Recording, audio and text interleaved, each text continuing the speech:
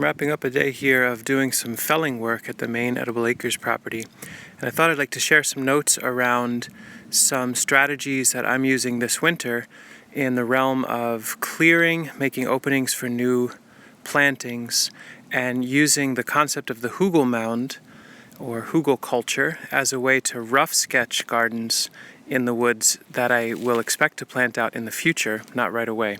So let me explain what I'm talking about with that. First, a little orientation. I'm working, this is looking due north. I'm working in this particular place in the woods here, southern end of the property overall, where there's this row of Scots pine. In general, I'm starting to thin out Scots pine. And you may say, well, permaculture, you're supposed to leave trees, don't clear cut, you can't fell.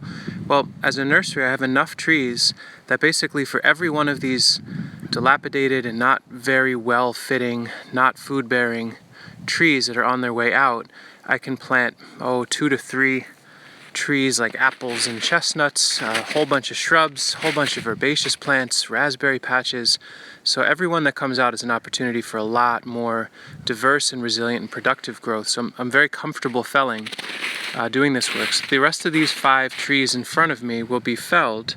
So then the question is, what do I do with all that material?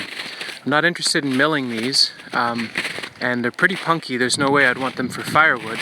So their best use in this landscape is to return to the landscape as carbon and sponge. They're ideal for Hugel mound. And what I'm using is an electric chainsaw. I really swear by the idea. In this case, it's a Greenworks 80 volt. That was maybe $200 or $300. It runs incredibly well. 18-inch guide bar, fells trees like a gas saw. And on 2 charges, I got all this cutting done today. And so here's one that's a very, very rough sketch. It's just basically trunks. You can see here's one tree that was felled and the stump of the other. And so what I tend to do in the woods is when I fell trees that I would like to be Hugel mounds, is I try, if it's possible, to make my raised beds match the pattern of where these tree trunks or where the stumps were. So I'm not trying to grind out stumps or mow around them and all that. So as an example, over here, that's the stump of a Scots pine I dropped northbound and shredded it with the chainsaw enough, using chunks and logs here or there to pin down the material. And there's also a choke cherry top in here. That's the topping material. I'll put more layers of pine on top of this. In that case, there's a choke cherry that I pollarded so more light can come into this area. I'm trying to develop this into more nursery space and young food forest space. Now the question you may have looking at this is, okay, so you're making these huge gnarly piles of logs and sticks and leaves and debris.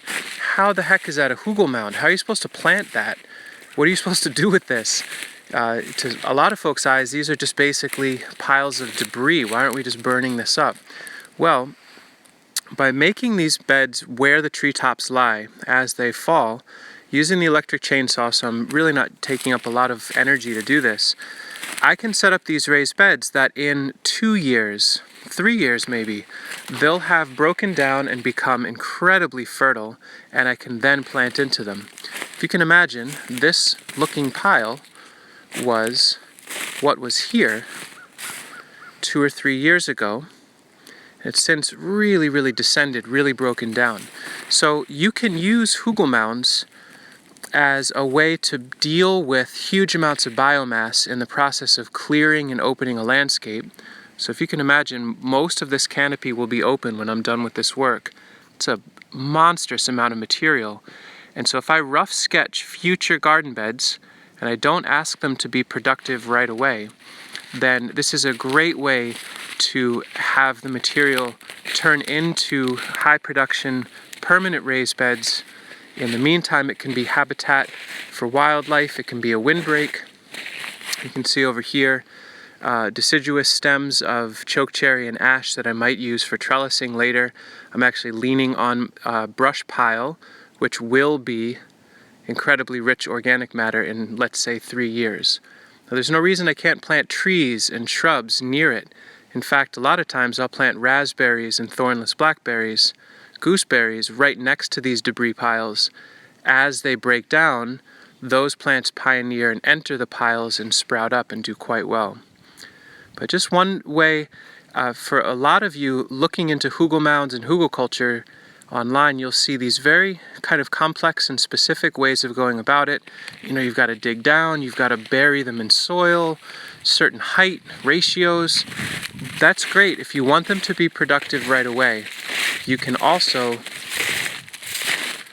lay them up. So here's one, is 2 whole trees worth of material. It's basically a horseshoe shape. Very, very coarse, very lofty. I could go through with a chainsaw and cut every foot or 2 if I wanted, but I'm fine just letting this be.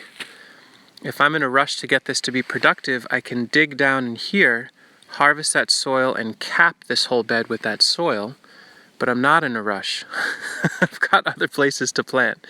So that's the pattern we've been using here for almost 9 years, and having done that since day one, they're now all these beds, 6-year-old hugelmound. That's gonna be exquisite to plant into.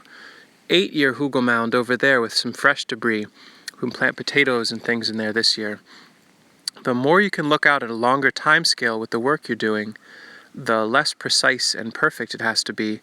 And it's a way to be able to clear and sequester nutrient in the landscape without a ton of embodied energy.